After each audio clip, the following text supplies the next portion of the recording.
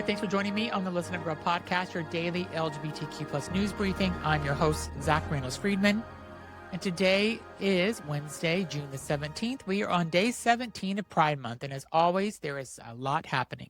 Today's episode is a big one. We have 8 stories for you, covering everything from what went down on the White House lawn this weekend, to a murder arrest in Louisiana, to why England's queer soccer fans are sitting this World Cup out. So let's get into it. UFC fighter goes low at the White House.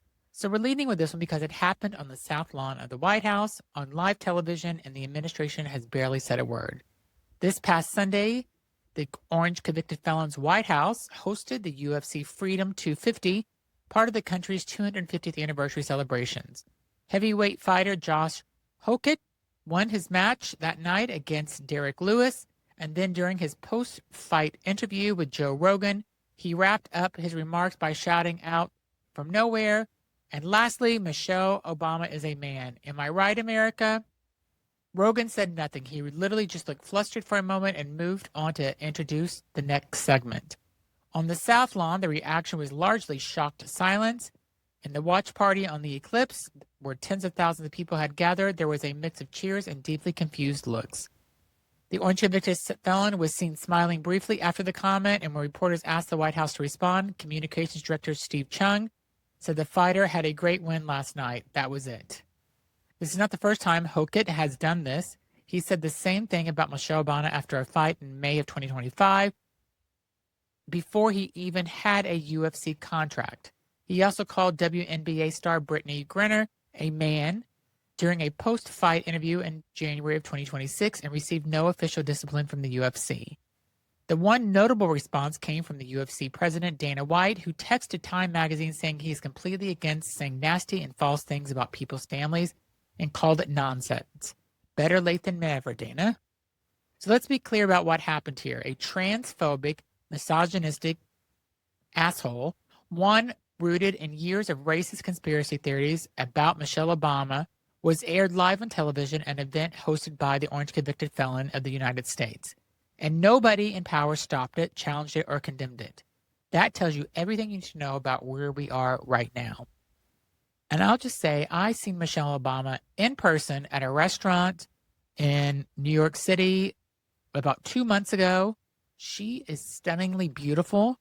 She is amazing. She's 100% woman, and she is more woman than that guy could ever get in his life. So, and he's so transphobic, that means he's probably hiding something. I don't know why people would say something so rash and horrible, but that's who he is, an asshole. Next, arrests made in the murder of trans woman Marlo Trotty. An arrest has been made in connection with the killing of Marlo Trotty, a 35-year-old Black transgender woman found dead in Alexandria, Louisiana on June 8th. Police have charged Taylor Weatherspoon, 29, with second-degree murder.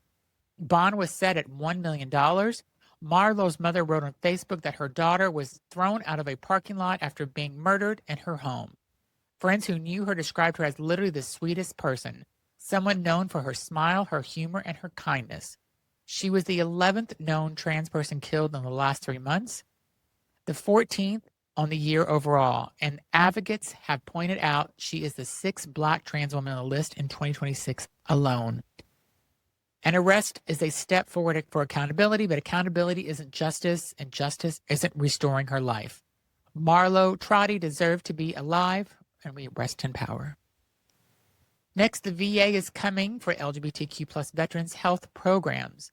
In another devastating move from this administration, a new internal memo obtained by the advocate directs the Department of Veterans Affairs to eliminate what it calls DEI gender identity-based and gender ideology-based programs, initiatives, and services. This means specialized health care resources for LGBTQ plus veterans, people who have served this country, are now in the crosshair. Advocates are alarmed that the memo could effectively erase LGBTQ plus specific programs that help veterans navigate health care, connect with affirming providers, and access mental health support. We're talking about people who put their lives on the line are now being told their identities and needs are politically inconvenient. The administration continues to wrap itself while actively stripping care from the very people who earned it most. This is not honoring our veterans. This is betraying them.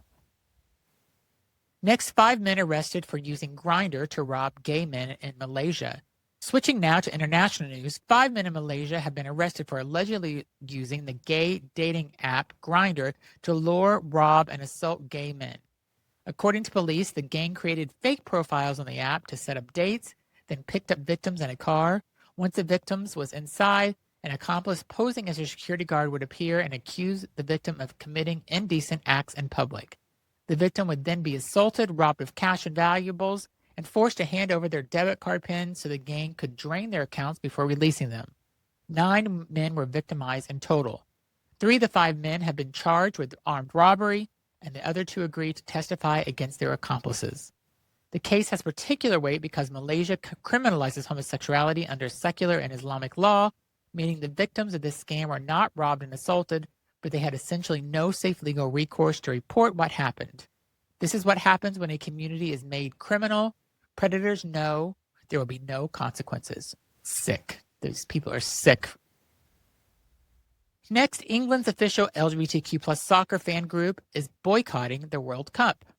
The 2026 FIFA Men's World Cup is currently underway across the United States, Canada, and Mexico, and England's official LGBTQ plus supporters group, 3 Lions Pride, is not there.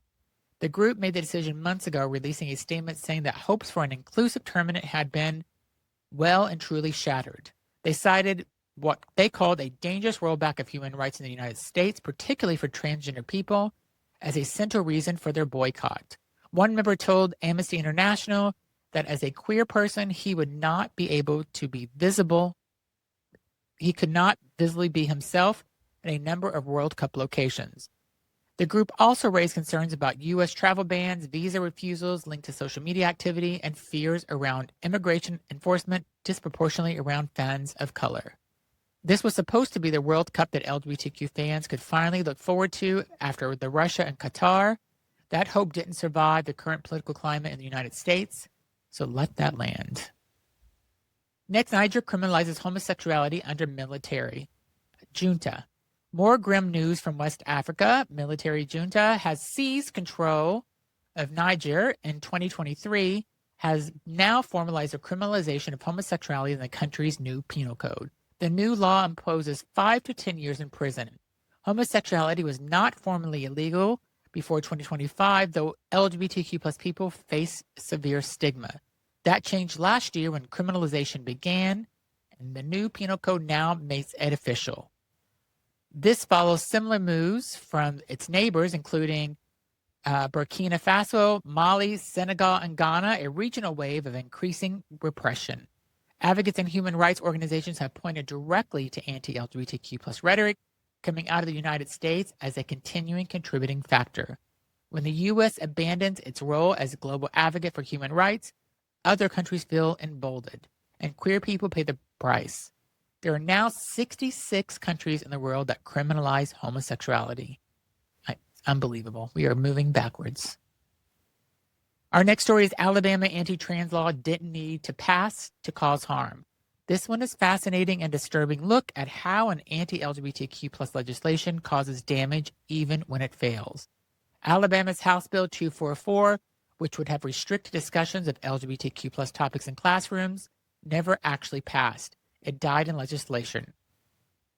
But a new report finds that it fundamentally changed classroom behavior anyway. Teachers, out of fear of the law passing or being accused of violating something similar that already existed, begin self-censoring.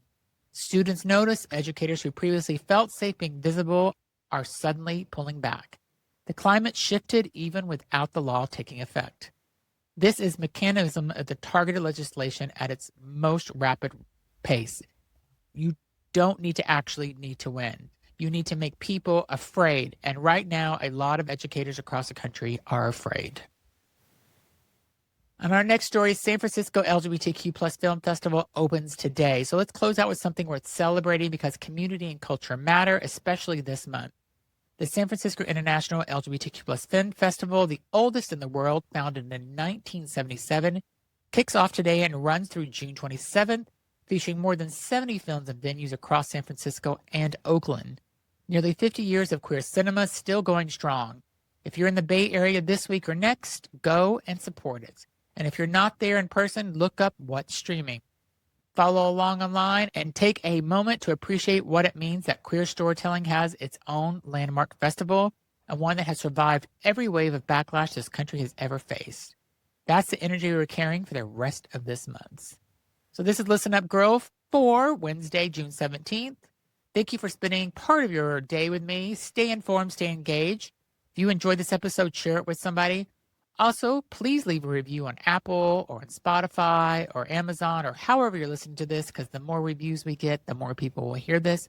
And I'll be back tomorrow for more LGBTQ plus news. Thanks for listening.